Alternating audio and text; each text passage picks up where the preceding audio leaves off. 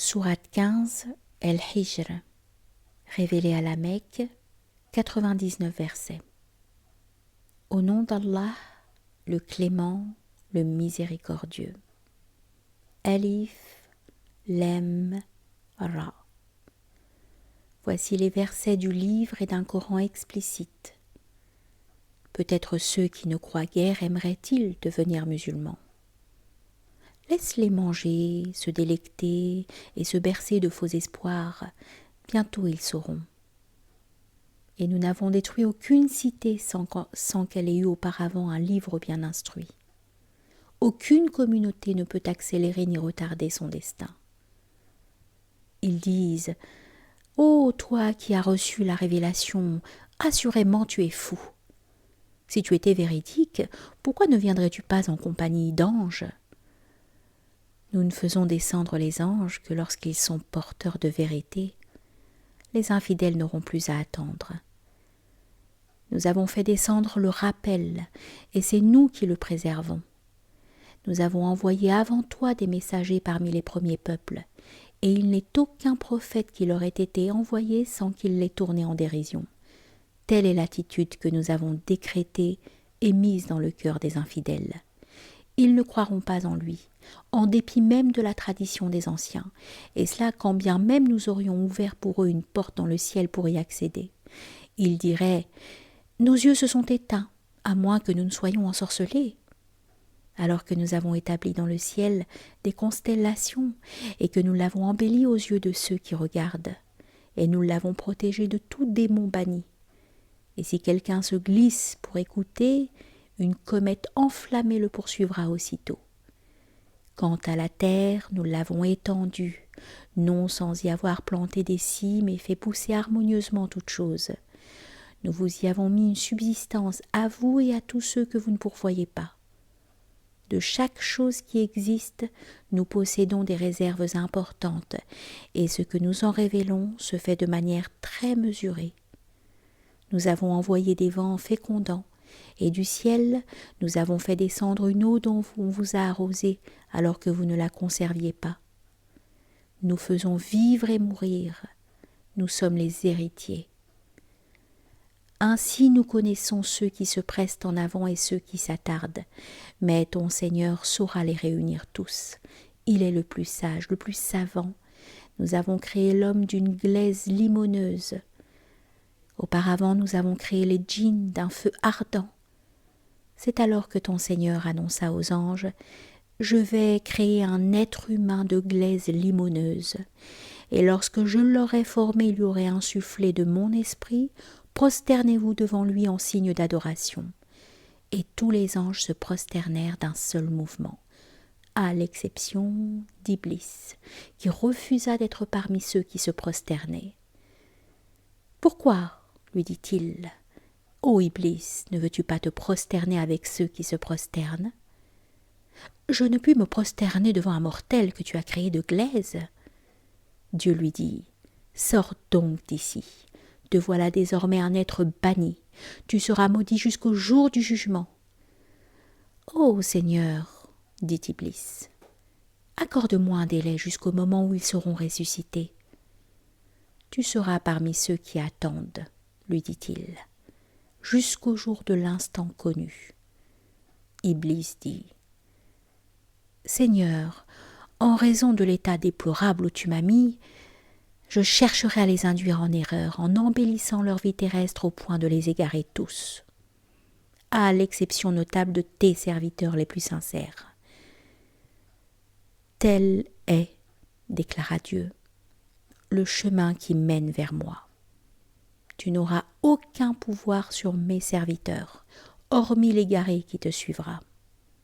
Certes, la Géhenne est le lieu de leur rendez-vous final. Elle est dotée de 7 portes et chaque porte prélèvera un groupe désigné. Quant aux croyants pieux, ils seront à ce moment-là dans des jardins et des sources. Entrez-y en paix dans la quiétude. Nous dégagerons leur poitrine des mauvaises pensées et devenus frères, ils prendront place sur des lits disposés face à face. Ils n'y seront affectés d'aucune gêne et y demeureront sans être expulsés. Informe donc mes serviteurs. Je suis celui qui pardonne, le miséricordieux, et mon châtiment est le châtiment le plus terrible. » Informe-les au sujet des hôtes d'Abraham, lorsqu'ils pénétrèrent chez lui en disant « Salutations à toi !» Il leur dit « Nous voilà effrayés à cause de vous. » Ils rétorquèrent aussitôt « Non, il n'est pas nécessaire d'être effrayés, nous venons annoncer l'arrivée d'un fils prodige. » Il dit « Vous m'annoncez cette nouvelle au moment où la vieillesse m'atteint. Que m'annoncez-vous donc ?» Ils rétorquèrent « Nous t'annonçons cela en toute vérité, ne sois pas de ceux qui désespèrent. » Ils rétorquèrent « Nous t'annonçons cela en toute vérité, ne sois pas de ceux qui désespèrent. » Il dit « Il n'y a que les égarés pour désespérer de la grâce divine. » « Quelle demande avez-vous, ô envoyés ?» leur dit-il. « Nous sommes envoyés à un peuple criminel, à l'exception de la famille de Lot, que nous sauverons entièrement, sauf sa femme. Nous avons décrété qu'elle fera partie des perdants. » Lorsque les messagers se présentèrent devant la famille de Lot, celui-ci leur dit « Vous êtes un peuple d'inconnus ?»« Du tout, dirent-ils. Nous apportons ce sur quoi ils doutaient. Et nous sommes venus à toi munis d'une vérité, car nous sommes sincères. Pars donc avec ta famille nuitamment, et suis leurs pas sans que personne d'entre vous se retourne. Portez-vous là où il vous sera indiqué. » Nous lui annonçâmes cet édit, car au matin ce peuple sera anéanti jusqu'au dernier. Mais les gens de la ville se présentèrent alors réjouis. Lot dit « Tous ceux-là sont mes hôtes, ne me déshonorez pas.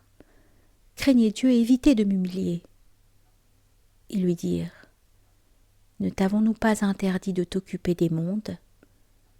« Voici mes filles, dit-il, si vous cherchez à commettre un acte inavouable. Par ta vie, voilà bien des gens que l'ivresse aveugle. Un cri terrible les saisit très tôt. Nous avons détruit la cité maudite avant de la bombarder d'une nuée de pierres d'argile.